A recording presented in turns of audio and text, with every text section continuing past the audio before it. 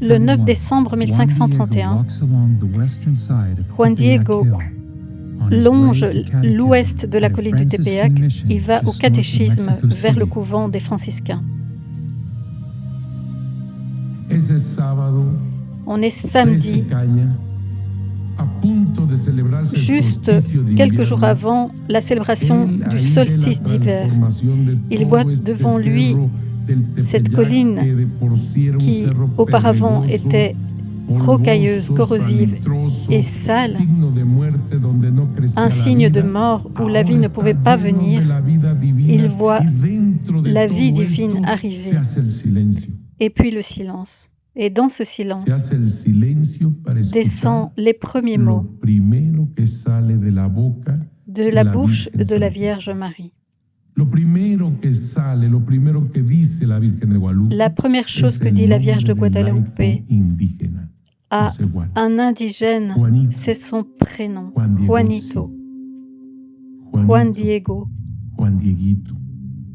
According to the account in the Nican Mapoa, the woman identifies herself as the mother of the true God and asks Elle that a s'est sacred identifiée house comme étant be la mère du vrai constructed in Dieu. her honor on Tepeyac Hill. She asks Juan Elle Diego demande to bring this message to Bishop d'aller Zumarraga. voir l'évêque et de faire construire une chapelle. Alors Juan Diego part et demande à l'évêque ce que la Vierge a dit de la construction d'une chapelle. Mais les serviteurs, auparavant, l'ont gardé de longues heures. Ensuite, il l'escorte à l'évêque. Il explique tout ce qu'il a vu, mais l'évêque, dans son devoir apostolique, ne peut simplement pas croire une personne qui lui dit qu'il a vu la Vierge. No te quinoe, guay non pa acá, no más igual in notla, in matlotolsin.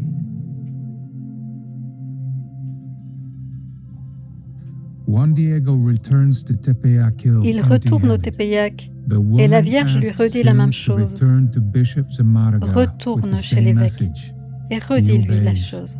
And this time, the bishop asks for a sign. Mais cette fois, l'évêque demande un signe. Juan Diego retourne chez la Vierge et lui dit que l'évêque a demandé un signe. La Vierge lui dit « Reviens demain, lundi, et je te donnerai un signe. On Monday, Juan Diego fails to show up. Le lundi qui vient, on est le 12 décembre. His uncle Bernardino is Son gravely oncle ill, facing death. est malade. He asks Juan Diego to Il find demande a à priest Juan to Diego administer d'aller last chercher le rites. prêtre pour avoir les On derniers December sacrements. 12, 1531, Juan Diego sets out towards Tlatelolco to Il find se a lève priest tôt for his uncle. pour aller chercher un prêtre. Il fait froid. Et il prend sa tilma pour se réchauffer. Il la met autour de son cou. Le chemin est long. In a hurry, Juan Diego tries to avoid meeting the Virgin. Il essaye d'éviter le chemin où il avait vu la Vierge, mais la Vierge descend elle-même et le rencontre en bas de la colline. Qu'y a-t-il? Il lui explique pourquoi il est pressé.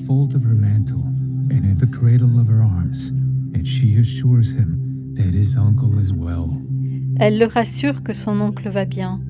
Elle lui dit « Mais ne suis-je pas ta mère ?»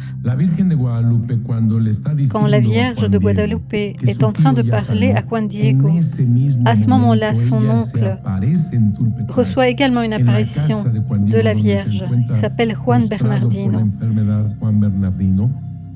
Il est malade et il est sur son lit, et elle lui révèle son nom entier.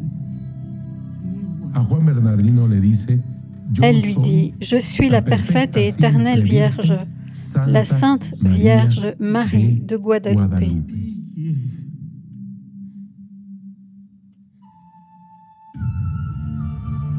Juan Diego asks her to honor him by letting him be her messenger.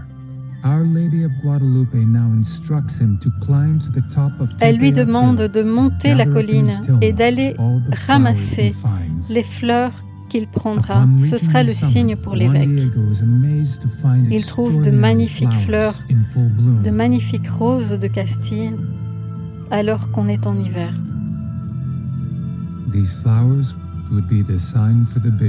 Ce sera le signe pour l'évêque. Il les met dans son manteau.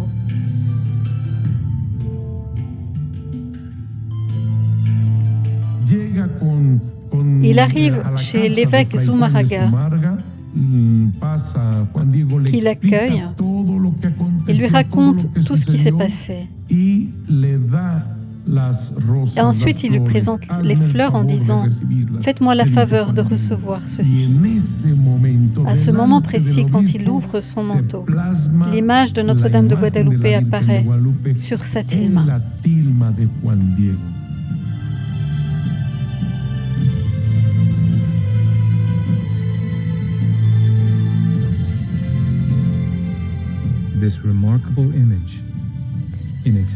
Cette image remarquable, avec des lumineuses couleurs, va changer le cours de l'histoire pour cet entier continent sud-américain.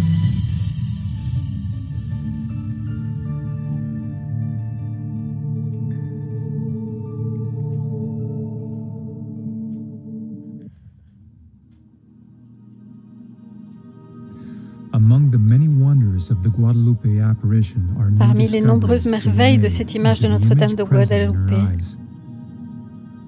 il y en a une qui concerne le fait que les yeux de la Vierge, dans les années 1970, un ophtalmologue a étudié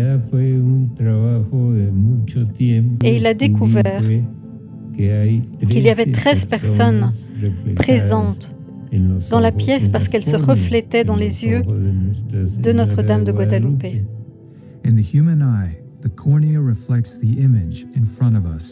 La cornée reflète normalement l'image qu'on a devant nous. Et chaque œil reflétait différemment les mêmes personnages. Each eye contained mirror images of the same scene. Il contenait des images différentes de la même scène. En utilisant les statistiques, on peut prouver que cette image était dupliquée dans les deux yeux et qu'elle constituait les mêmes personnes de façon différente, mais dans la même position.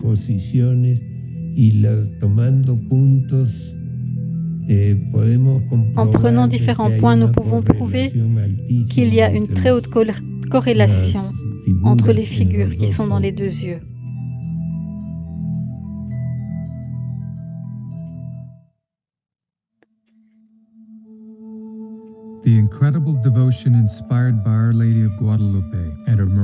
Cette incroyable dévotion qui a suivi cette apparition de Notre-Dame de Guadalupe, dans cette colonie espagnole, a entraîné des conversions au catholicisme d'un nombre très impressionnant de personnes. La nouvelle se répand partout, à travers les territoires,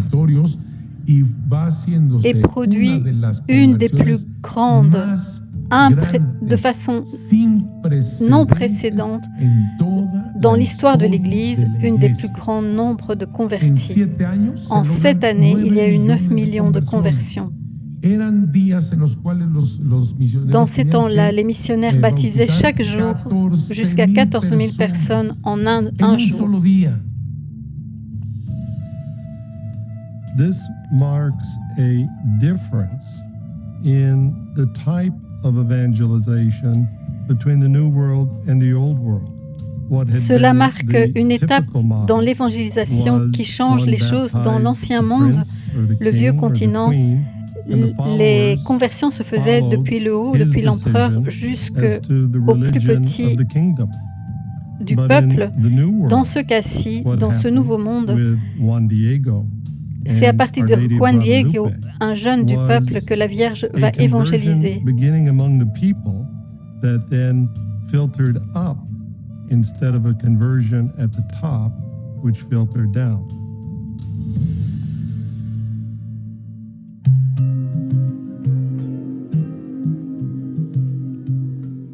The native people are drawn by Juan Diego's powerful encounter with Our Lady of Guadalupe, but they are also amazed by an image that reveals the Christian faith through symbols they could understand. Notre-Dame de Guadalupe contient beaucoup de symboles d'un code propre aux Aztèques.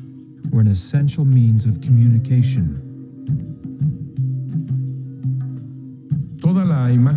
L'entière image de Notre-Dame de Guadalupe est un code. Ils savent comment lire et interpréter ces images qui sont transmises.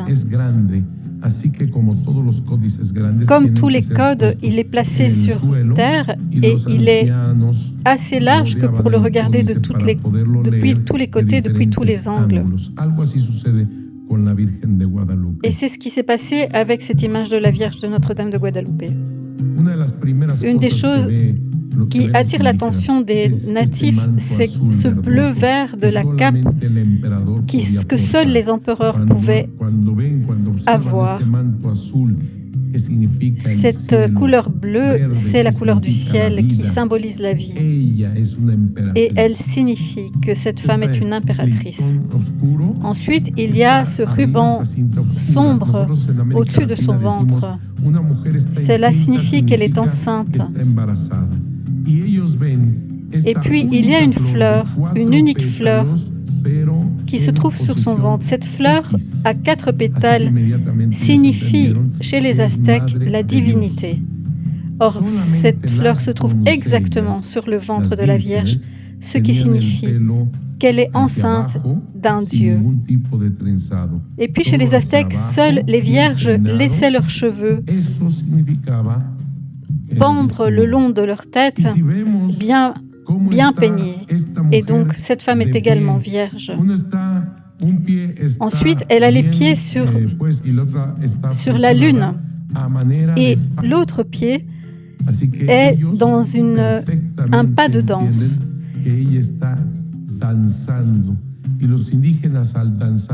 Et chez les indigènes, la danse est synonyme de prière.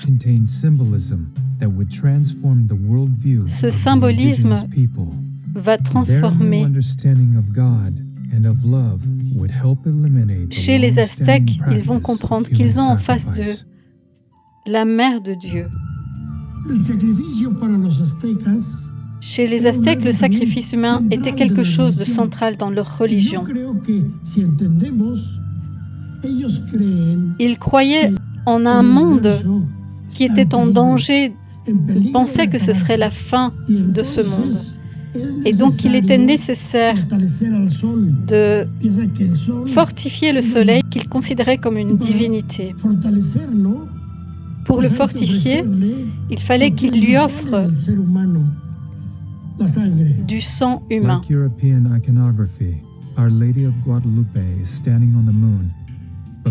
Cette femme entourée de soleil et qui est la lune sous ses pieds.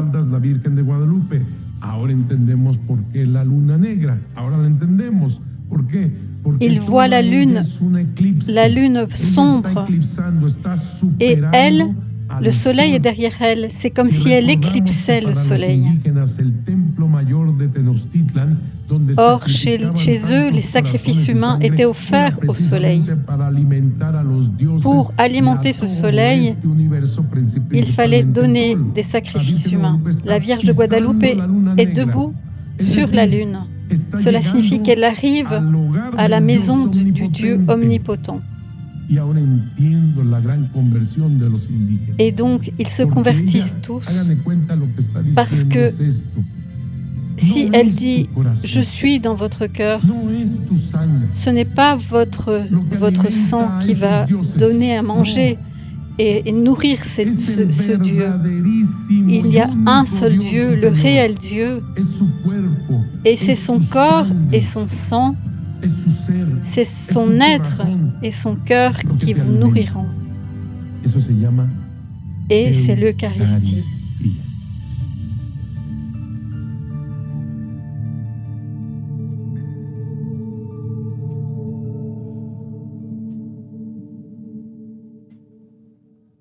many symbols in the image of Our Lady of Guadalupe led to millions of conversions. This powerful symbolism was further reinforced by a major festival called Panquetzalistle, celebrated around the winter solstice, which in the Julian calendar took place on December 12th, the same date as the apparition of Our Lady of Guadalupe. Le 12 décembre est exactement la date du solstice d'hiver. C'était la date où les indigènes célébraient la grande fête du Panquetzalistle. Les missionnaires disaient que c'était la fête de Pâques des indigènes. Et donc Dieu choisit ce moment parfait pour la Vierge de Guadalupe, pour cette rencontre avec l'humanité. C'est comme si elle disait aux natifs « Je vous comprends ». Parce que j'ai vu en face de moi mon fils qui a offert son corps pour le salut de tous. Mais plus jamais de sacrifice humain. Mon fils est l'Éternel et l'unique sacrifice. With Our Lady of Guadalupe, what we find is actually the transformation of the culture. Avec Notre-Dame de Guadalupe, il y a une transformation de la culture.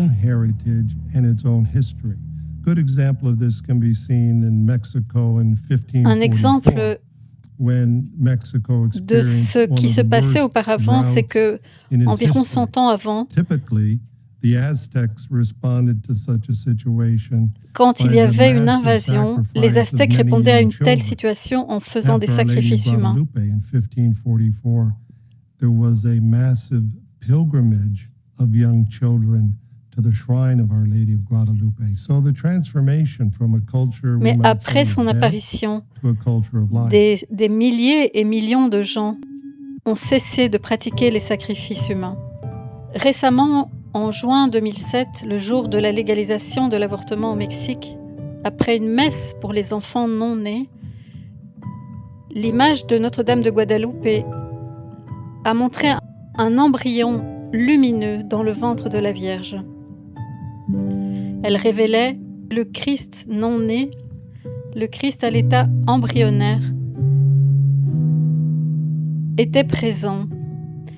Et un ingénieur a confirmé l'authenticité, il a vérifié que la lumière ne provenait pas de reflets extérieurs, mais directement de l'image de la Vierge. Cette lumière blanche très pure, différente de toute autre, avait une auréole autour et montrait des ombres avec des caractéristiques d'un enfant à l'état embryonnaire.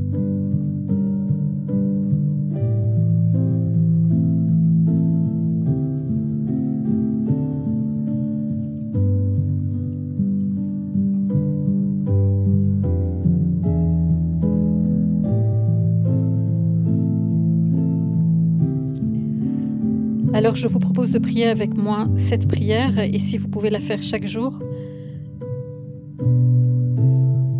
Notre-Dame de Guadalupe, patronne des enfants à naître, je vous supplie de bénir la future maman, inconnue pour moi, mais que vous me confiez et que je prends en charge spirituellement, pour épargner la vie de son enfant, afin qu'elle l'accueille dans la joie et trouve la paix dans son cœur.